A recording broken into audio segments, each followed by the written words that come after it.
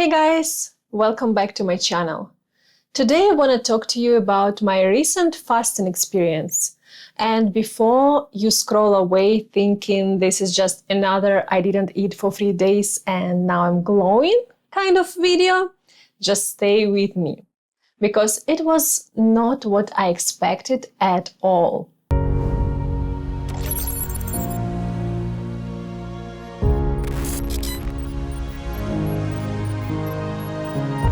First of all, I didn't do it to lose weight. Even though my stomach got super flat, like even in the evening it was still flat, which never happens. But that was just a nice side effect. The real reason I did it was honestly more spiritual. I wanted to go deeper into myself, test my limits, and see how my body responds when I just give it a real break. And it's funny because I wasn't planning to share this experience, but then my trainer heard about it and said, "Eliza, people need to hear about this. You should make a video." So here we are. One day I saw this announcement from one of the bloggers I really like. She was a part of a detox challenge in a group. And I thought, you know what? Why not try it? It sounded like something meaningful, something worth experiencing at least once. So I joined this women's group challenge, 40 women with a doctor guiding us through the process. We followed a method called 1-1-1, which means 1 day of full fasting, no food, no water, 1 day of juice fasting, and 1 day of light eating, fruits and vegetables only. Before that, we had 2 prep days. We did intermittent fasting, which is basically eating during an 8-hour window and fasting for the remaining 16 hours of the day. I would eat, for example, between 10 a.m. and 6 p.m. and nothing outside of that. And during that prep, we were also cutting out dairy, gluten, sugar, and meat. And just in case someone's new to intermittent fasting, the idea is that you give your body time to fully digest, detox, and regulate your blood sugar without constantly working to break down food. It's not as hard as it sounds once you get used to it, especially when you eat whole foods. Now, to be honest, I didn't do the prep 100% right. On the second day, I had these crab cakes with asparagus during my gig, and they did have a bit of gluten and some hidden sugar. So I want to say you can go into fasting without preparation.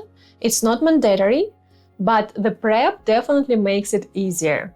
I basically just made it a little harder for myself by having that meal.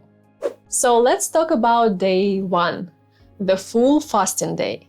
I wasn't eating, wasn't drinking, just sipping on this herbal tea made of 23 different herbs. Stuff like mint, oregano, plantain, chamomile, rosehip, valerian root. It was a blend designed to gently support the detox process, help the liver, calm the nervous system, and encourage elimination of toxins. Our doctor told us to brew the herbs and then add the juice of 1 whole lemon and 2 teaspoons of honey to about 2 liters of the tea. And you might be wondering why tea and not water. Here's the thing.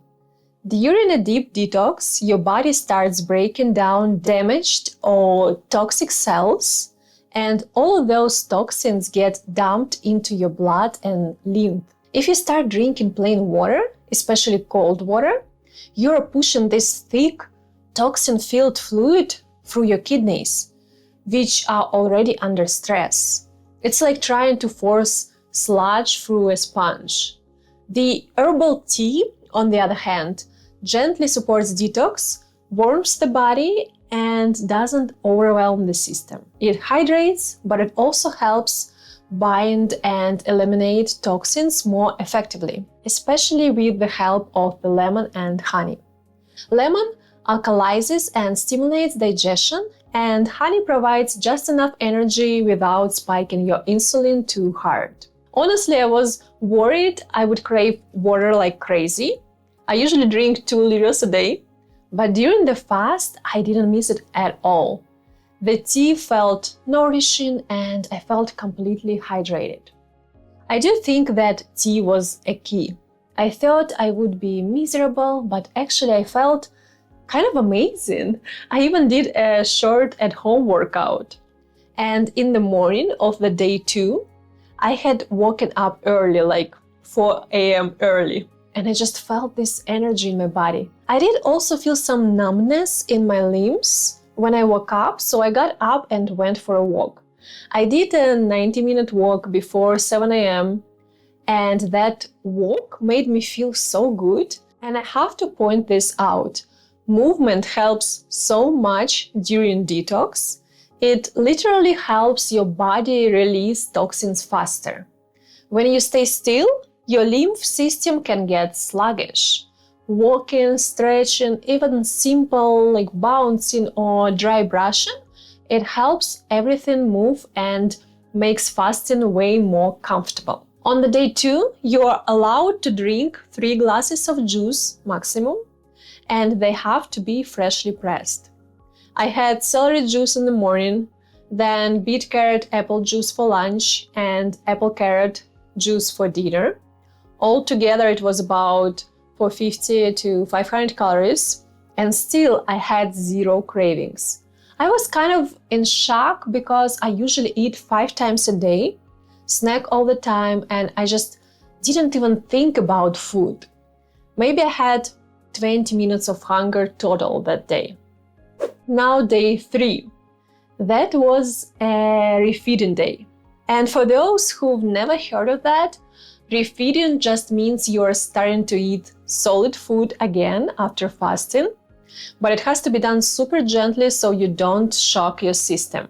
In the morning, I had a small portion of fruit and berries, 1 kiwi, 8 cherries, and 7 raspberries. And we were told that it should be no more than 2 palm-sized portions, but honestly, I didn't even want to eat at all. I felt totally fine just on the tea. What's even crazier, I stopped craving water. My fear was always, I can't go without water, I can't leave my house without a bottle of water. But the herbal tea was very hydrating, and this also showed me that the body can adapt in beautiful ways when we give it a chance. Then came day 4, and that's when we slowly start to reintroduce real food again. The idea is to keep doing intermittent fasting, so you eat 2 meals a day in a 6-hour window. That morning, I woke up around 8 a.m. and I started to feel off. My whole body felt numb and I got dizzy, nauseous. So I took a spoon of clay. We'd been using kaolin clay throughout the fast to absorb toxins and reduce symptoms. It helped at first, and I started to do my live stream at 9 a.m. But during the stream, those symptoms came back and I realized it was time to eat something. So I had a banana because I was scared to faint during the stream. The best thing to do would be to eat your full meal earlier than to snack. But I didn't have a choice because I was DJing online.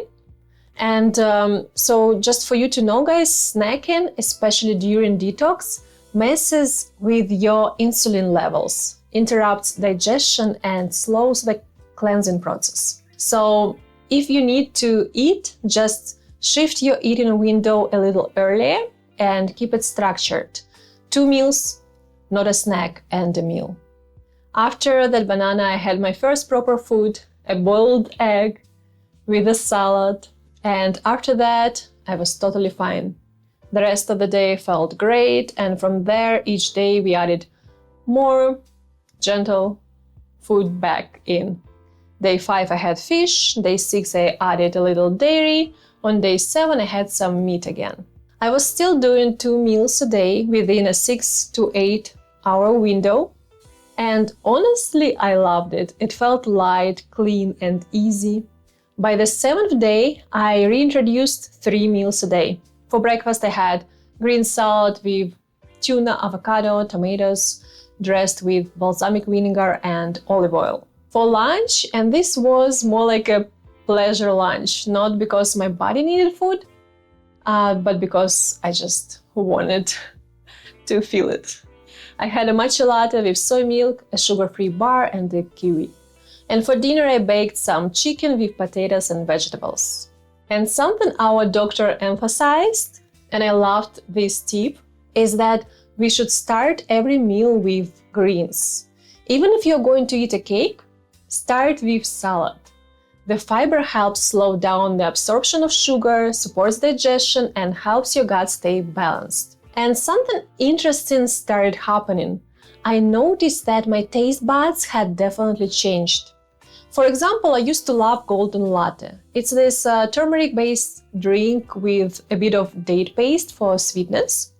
I made the same portion I always used to have, and it tasted super sweet, like way too sweet.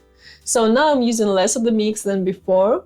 It's like my body reset its sensitivity to sweetness, and I love that.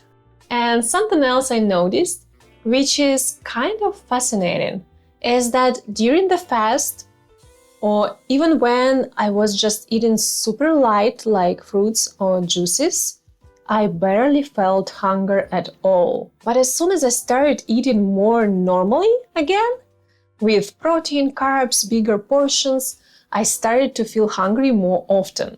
Like suddenly I wanted food again. It's funny, you would think the more you eat, the more full you would feel. But it was kind of the opposite. The more I ate, the hungrier I became. And I actually asked about this, and there is a scientific reason. It's because when you eat more frequently, especially carbs or heavier foods, your insulin rises more often. And when insulin spikes and drops, it actually triggers hunger. So when you eat less often, your insulin stays more stable. And your hunger hormones like ghrelin don't fire off as much. It's like your body becomes calm and efficient when you feed it less often, but gets kind of chaotic when you keep feeding it all the time. So my final thoughts, I loved this experience. I felt light, energized, clear. I slept deeply without melatonin for the first time in months. My dreams were vivid, my digestion improved, my cravings disappeared. It was such a reset. And I truly thought I wouldn't make it through the first 24 hours, but I did. And now I actually want to do it again, next time for 9 days, because apparently that's when the transformation goes even deeper. So if you're curious about fasting, maybe you feel called to do it, I say don't do it alone. I wouldn't recommend fasting without guidance. It's a deeply personal experience, and having someone experienced by your side makes it so much safer, smoother, and easier. There is one more thing I want to say before I finish, and this came directly from our doctor. Every single fast is a completely different experience. So if you try it once and it feels easy, that doesn't mean next time will be the same. And if your first fast feels hard, that also doesn't mean it'll always be that way. Your body, your emotions, your energy, they shift. And every time you fast, you're meeting yourself in a new way. That's why having guidance is so important. So if you ever decide to try fasting, do it with support. And most importantly, listen to your body. Let me know in the comments if this sparked your curiosity, or if you want to try something like this in the future, maybe even with me. And if you have already done fasting, share your experience too. I would love to hear how it was for you. Love you guys. Thank you for being here. Don't forget to like, subscribe, and I'll see you in the next one. Bye bye.